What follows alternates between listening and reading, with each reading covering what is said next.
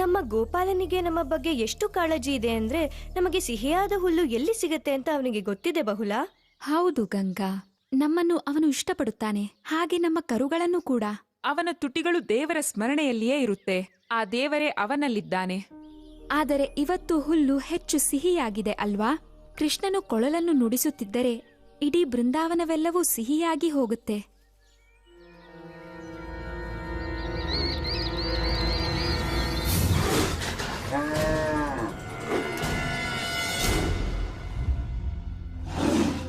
ಓ, ನಮ್ಮ ದೊರೆಯು ಆಜ್ಞಾಪಿಸಿದ ಔತಣಕೂಟವನ್ನ ಕಳೆದುಕೊಳ್ತೀನಿ. ಸೋಂಬೇರಿ ಹುಲಿ ಹಸುವನ್ನು ಕೂಡ ಬೇಟೆಯಾಡಲು ಬರುವುದಿಲ್ಲ. ಎಲ್ಲೂ ನಿಲ್ಲಬೇಡ ಗಂಗಾ, ಆದಷ್ಟು ವೇಗವಾಗಿ ಓಡು.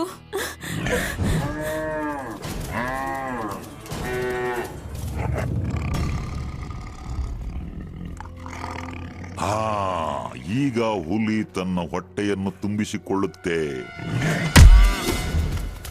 ಏಳು ಗಂಗಾ, ಎದ್ದೇಳು, ಓಡು.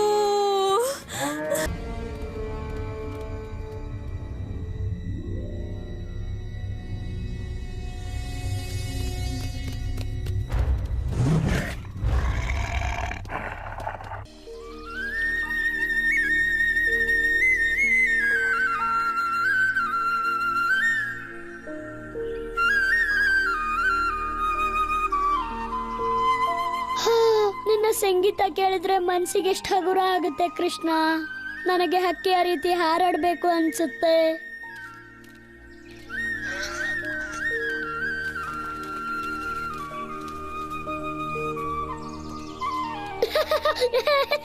ನೀನು ಹಾರಬೇಕೆಂದರೆ ರೆಕ್ಕೆ ಬೇಕಾಗುತ್ತೆ ಮಧು. ನಿಲ್ಸಿ, ಕಚಗುಳಿ ಆಗ್ತಿದೆ.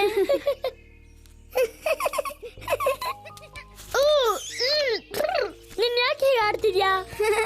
ನೀನು ನವಿಲಿಗಿಂತ ತುಂಬಾ ಚೆನ್ನಾಗಿ ಕಾಣ್ತಾ ಇದೀಯಾ ಮಧು. ನಿನ್ನ ರೆಕ್ಕೆಗಳನ್ನು ಬಡಿಯುತ್ತಾ ಮೇಲೆ ಹಾರು ನೋಡೋಣ. ಮೇಲೆ ಮೇಲೆ. ಮೂರ್ಖನಾಗಿ ಮಾಡೋಕೆ ನಾನ್ ಬಿಡಲ್ಲ. ಹಾಗಾದ್ರೆ ಸಿಹಿ ತಿಂಡಿಗಳು ಬೇಡವಾ?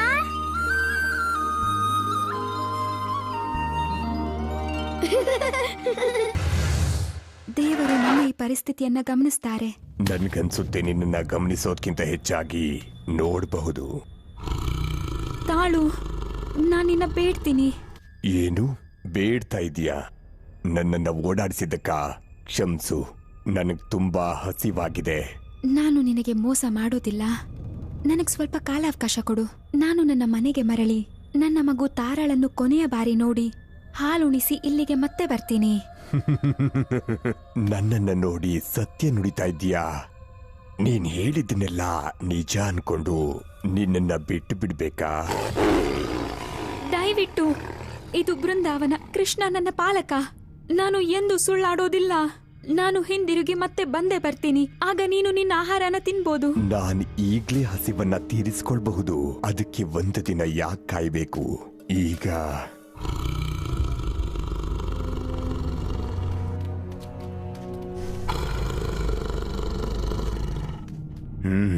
ಊಟನ ಎಲ್ಲಿಂದ ಶುರು ಮಾಡ್ಲಿ?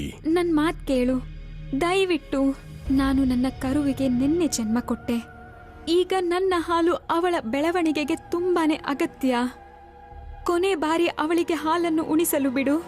ನಾನು ಹಿಂತಿರುಗಿ ಬಂದು ನಿನ್ನ ಆಹಾರವಾಗುತ್ತೇನೆ. ನಿಜವಾಗ್ಲೂ? ನಾನು ನುಡಿದಂತೆ ನಡೆದುಕೊಳ್ತೀನಿ. ಸರಿ, ನಿನ್ನ ಕರುವಿಗೆ ಹಾಲನ್ನು ಉಣಿಸಿ ಕೊನೆ ಬಾರಿ ಮಾತನಾಡಿಸಿ ನಾಳೆ ಬೆಳಿಗ್ಗೆ ಬಂದು ಬಿಡು. ಇಲ್ಲ ಅಂದ್ರೆ ನಾನೇ ಅಲ್ಲಿಗೆ ಬಂದು ಇಬ್ರನ್ನು ತಿಂದು ಬಿಡ್ತೀನಿ. ಧನ್ಯವಾದ.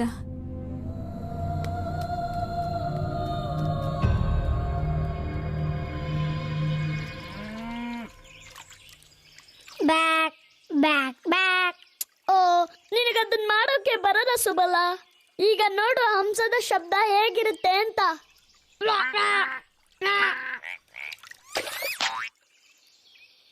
ನೀನು ಕಪ್ಪೆಯ ರೀತಿ ಕೂಗಿದೆ ಅನ್ಸುತ್ತೆ.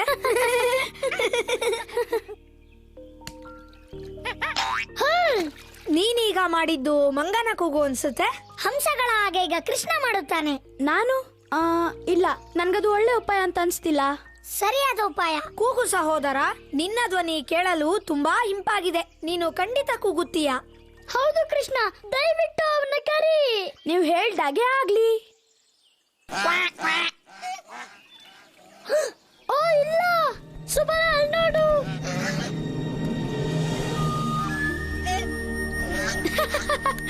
ನಾನು ಹೇಳ್ದೆ ನಿಮ್ಗೆ ಅದು ಒಳ್ಳೆ ಉಪಾಯ ಅಲ್ಲ ಅಂತ.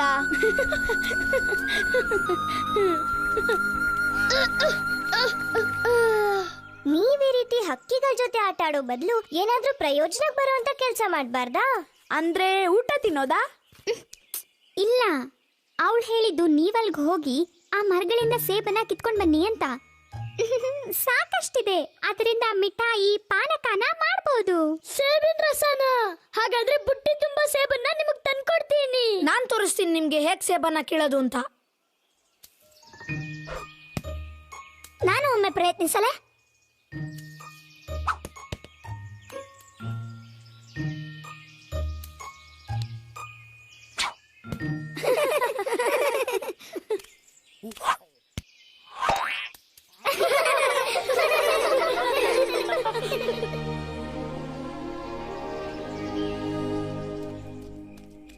ಬಹುಲ, ನಿನ್ನ ನೋಡಿ ನನಗೆ ಸಂತೋಷವಾಗ್ತಿದೆ. ನೀನ್ಯಾಕೆ ಅವರ ಜೊತೆ ಹಿಂದಿರುಗಲಿಲ್ಲ?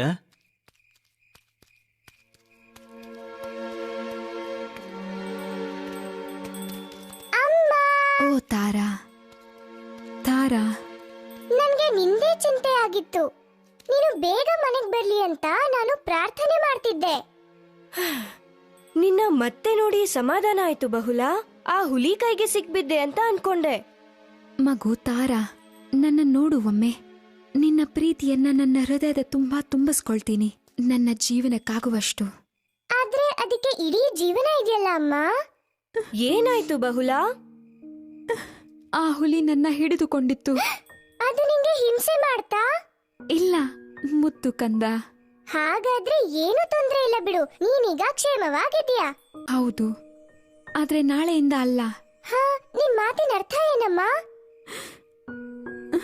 ನಾನು ಹುಲಿಗೆ ಮಾತು ಕೊಟ್ಟಿದ್ದೇನೆ, ಕೊನೆ ಬಾರಿ ನಿನ್ನನ್ನು ನೋಡಿ ಬರುವೆನೆಂದು. ಒಂದೇ ಒಂದು ಬಾರಿ ನಿನಗೋಸ್ಕರ ಆ ಹಾಲನ್ನು ಕುಡಿಸುವುದಕ್ಕಾಗಿ ಮತ್ತೆ ಅವನ ಗುಹೆಗೆ ಹಿಂತಿರುಗಿ ಹೋಗಿ. ಇಲ್ಲ, ನಾನು ನಿನ್ನ ಹೋಗಕ್ ಬಿಡಲ್ಲ. ನೀನು ನನ್ನ ಬಿಟ್ಟು ಹೋಗಕ್ ಆಗಲ್ಲ ಅಮ್ಮ. ಹೋಗುವುದಕ್ಕೆ ನನಗೂ ಇಷ್ಟ ಇಲ್ಲ, ಆದರೆ ಹೋಗಲೇಬೇಕು.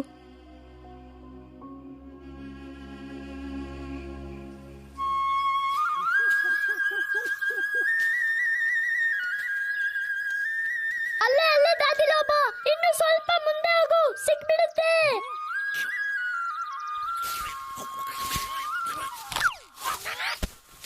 ನೀನು ಎಚ್ಚರವಾಗಿರ್ಬೇಕು ದಾದಿ.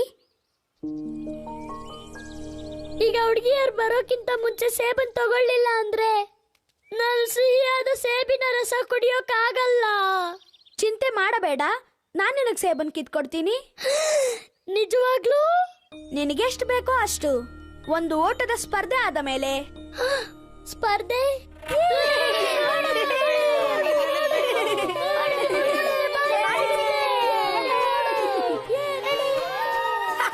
ಆಮೆಗಳ, ಬೇಗ ಬನ್ನಿ, ನನ್ನ ಕರುವನ್ನು ಹಿಡೀರಿ ನೋಡೋಣ. ಬಹುಶಃ ನಾನು ನಿನಗೆ ಸಿಹಿ ಸುದ್ದಿಯನ್ನು ಹೇಳಿದ್ರೆ ನೀನು ಬೇಗ ಓಡ್ತೀಯಾ. ಓಡು ಓಡು, ತುಂಬಾ ಜೋರಾಗಿ ಓಡು.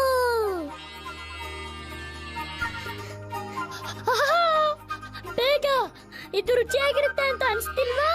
ನಿನ್ಗಿದ್ ಸಿಗುತ್ತೆ, ಸ್ವಲ್ಪ ಬೇಗ ಓಡ್ಬೇಕಷ್ಟೇ. ಬೇಗ ಬೇಗ.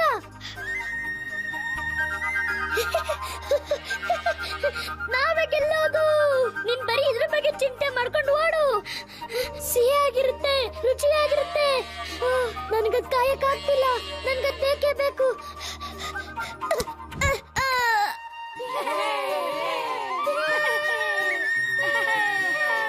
ಇನ್ನು 2 ಸುತ್ತು ಓಡಬೇಕಾಗಿದೆ.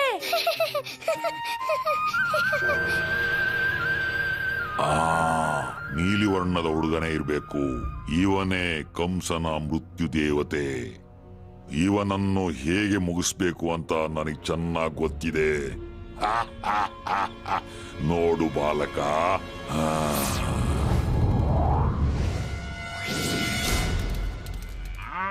ಈ ಹಾಲಿನಿಂದ ನೀನು ಬಲವಾಗಿ ಆರೋಗ್ಯವಾಗಿ ಬೆಳೆಯುತ್ತೀಯ ಕಂದ. ಈಗ ನಾನು ಹೊರಡಲೇಬೇಕು. ಇಲ್ಲ, ದಯವಿಟ್ಟು ಹೋಗ್ಬೇಡ ಅಮ್ಮ, ನಿಲ್ಲು. ನಾನು ಹೋಗಬೇಕು ತಾರಾ. ನಾನು ಹುಲಿಗೆ ಆಣೆ ಮಾಡಿದ್ದೀನಿ. ಅದೊಂದು ಕಾರಣವಷ್ಟೇ. ಅದನ್ನು ಉಳಿಸಿಕೊಳ್ಳಬೇಕು.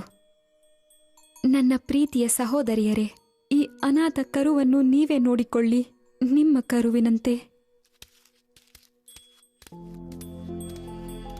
ಅಮ್ಮ, ಬಂದ್ಬಿಡು ಅಮ್ಮ, ದಯವಿಟ್ಟು ಬಂದ್ಬಿಡು ಅಮ್ಮ.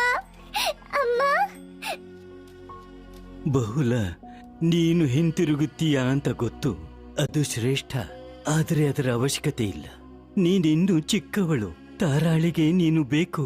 ನಾನು ಹೇಗಿದ್ರು ಮುದುಕ ದನ ಕಾಯುವವ. ಇನ್ನೆಷ್ಟು ದಿನ ಬಾಳ್ಬೇಕಿದೆ?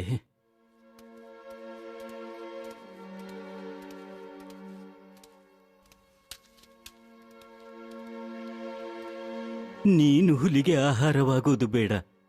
ನಾನಾಗುತ್ತೇನೆ ಬಿಡು.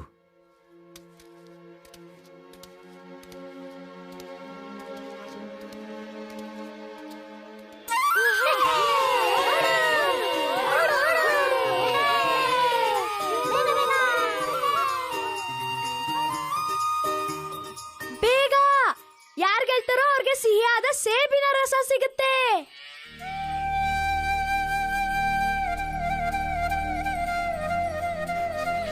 ಬೇಗ ಬೇಗ.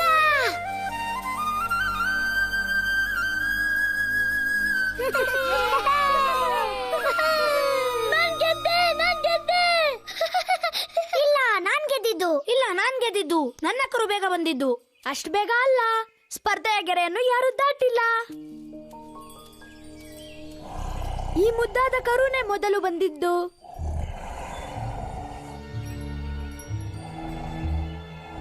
ಇದರ ಜೊತೆ ಇದ್ದ ಹುಡುಗ ಎಲ್ಲಿ? ಇದ್ರ ಜೊತೆ ಇರಕ್ ಯಾರಿಗೂ ಇಷ್ಟ ಇಲ್ಲ ಅಂದ್ರೆ ನಾನಿರ್ತೀನಿ. ಈ ಪುಟ್ಟ ಕರುಗೆ ನನ್ನ ಸುತ್ತಾಡಿಸ್ಬೇಕು ಅಂತ ಅನ್ಸುತ್ತೆ.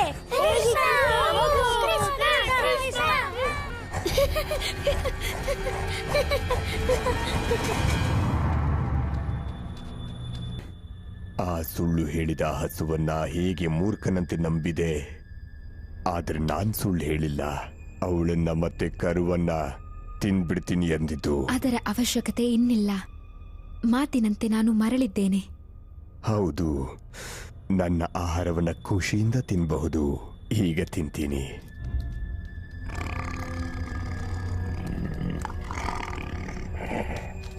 ನಿಲ್ಲು, ನನ್ನನ್ನು ತಿನ್ನು. ಈ ಹಸು ಒಂದು ಆಹಾರ ತಾನೆ.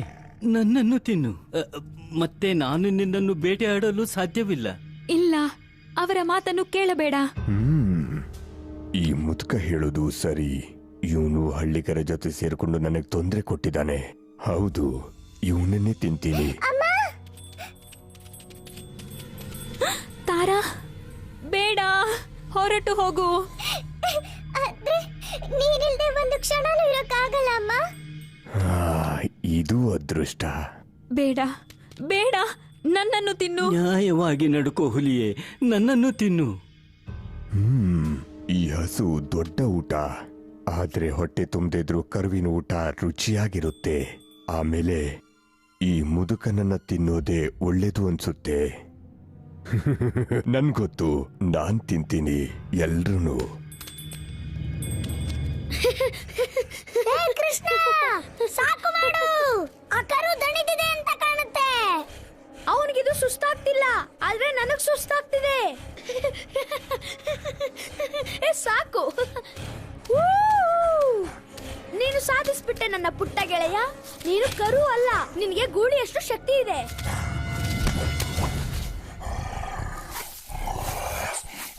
ಬೇಗ ಕೃಷ್ಣ, ಓಡು. ಅವನು ರಾಕ್ಷಸ. ನನ್ನ ಬಗ್ಗೆ ಚಿಂತಿಸಬೇಡ ಸುಬಲ. ನಾನು ಹೇಳ್ತಾ ಇದ್ದೀನಿ, ಈಗ ನೀನು ಓಡು ಬೇಗ.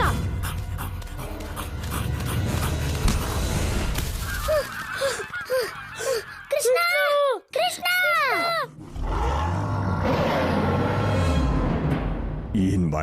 ಏನ್ ಮಾಡ್ಲಿ ಯಾರನ್ನ ಮೊದ್ಲು ತಿನ್ಲಿ, ಮೊದ್ಲು ಕರುವನ್ನೇ ತಿಂತೀನಿ. ಒಳ್ಳೆ ಆರಂಭ. ಹೌದು, ನನ್ನ ಮಾಂಸ ಎಳೆಯದಾಗಿರುತ್ತೆ. ನಮ್ಮಮ್ಮನ ಹೋಗಕ್ ಬಿಟ್ಬಿಡು. ಇಲ್ಲ, ಅವಳನ್ನು ತಿಂದರೆ ನಿನ್ನ ಹೊಟ್ಟೆ ತುಂಬುವುದಿಲ್ಲ. ಅದರಿಂದ ನಿನ್ನ ಹಸಿವು ನೀಗುವುದಿಲ್ಲ. ನನ್ನನ್ನೇ ತಿನ್ನು, ಅವರನ್ನು ಹೋಗುವುದಕ್ಕೆ ಬಿಡು. ದಯವಿಟ್ಟು ನನ್ನನ್ನೇ ಮಾತ್ರ ತಿನ್ನು. ಈ ಅಮಾಯಕ ಪ್ರಾಣಿಗಳನ್ನ ಬಿಟ್ಟುಬಿಡು. ಮನುಷ್ಯರ ಮಾಂಸ ನಿನಗೆ ತೃಪ್ತಿಯನ್ನು ಕೊಡುತ್ತೆ, ಹಾಗೆ ಶಕ್ತಿಯನ್ನು ಕೂಡ.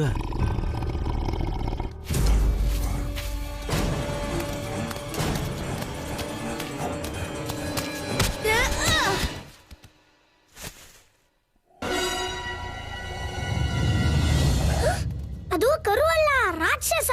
ಚಿಂತೆ ಬೇಡ ಸುಬಲ, ಕೃಷ್ಣ ಅವನನ್ನು ನೋಡಿಕೊಳ್ಳುತ್ತಾನೆ.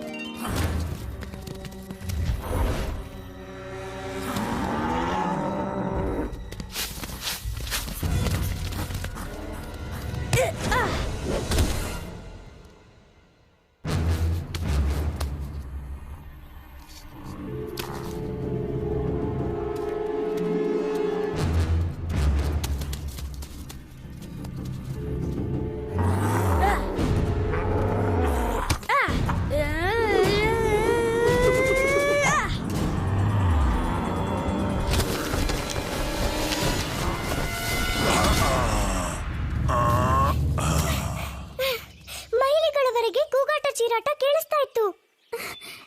ನೀವು ಇಲ್ಲಿ ಏನ್ ಮಾಡುತ್ತಿದ್ದೀರಾ? ನಿಮಗಾಗಿ ಸೇಬನ್ನ ಕೇಳ್ತಾ ಇದ್ವಿ. ಹಾಗೆ ಅವನ ಜೊತೆ ಜಗಳ ಕೂಡ ಆಯ್ತು. ಇಲ್ಲ, ಇದನ್ನ ಹಿಡಿ ಬಲರಾಮ. ಅಲ್ಲಿ ಇನ್ನೊಂದು ಕಡೆ ನನ್ನ ಅವಶ್ಯಕತೆ ಇದೆ ಅನ್ಸುತ್ತೆ.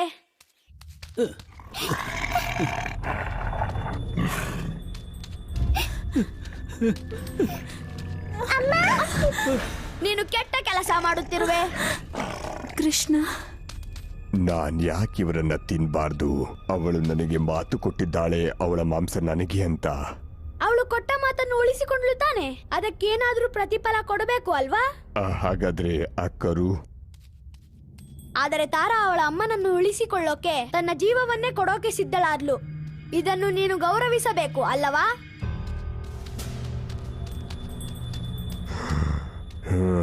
ಸರಿ, ಹಾಗಾದ್ರೆ ಈ ಮುದುಕನ್ನ ತಿಂತೀನಿ. ಆದ್ರೆ ನಾನು ನೋಡಿರೋ ಅಂತ ಹುಲಿಗಳಲ್ಲ ನೀನು. ಈ ವಯಸ್ಸಾದ ವ್ಯಕ್ತಿಯನ್ನು ಹೇಗೆ ತಿನ್ನುವೆ? ಅವನ ದೇಹದಲ್ಲಿ ನಿನ್ನೊಂದಿಗೆ ಯುದ್ಧ ಮಾಡಲು ಶಕ್ತಿಯೇ ಇಲ್ಲ.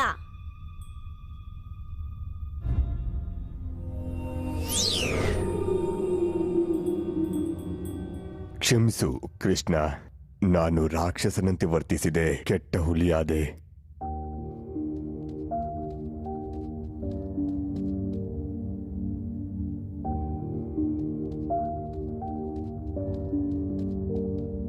ಓ ಕೃಷ್ಣ, ನಿನಗೆಷ್ಟು ಧನ್ಯವಾದ ಹೇಳಿದರೂ ಸಾಲದು, ನನ್ನ ಮಗುವನ್ನು ಕಾಪಾಡಿದ್ದಕ್ಕೆ. ಇವಳನ್ನು ನಿನ್ನಂತೆ ಸುಂದರವಾದ ಹಸುವಾಗಿ ಬೆಳೆಸು.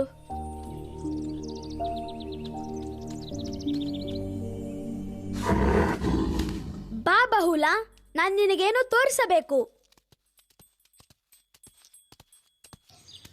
ನಿನ್ನ ಪ್ರಾಮಾಣಿಕತೆ ಹಾಗೂ ನಿಸ್ವಾರ್ಥ ನಡವಳಿಕೆಗೆ ಇನ್ನ ಮುಂದೆ ಈ ವನವನ್ನು ಬಹುಲಾವನ ಎಂದು ಕರೆಯಲಾಗುತ್ತೆ.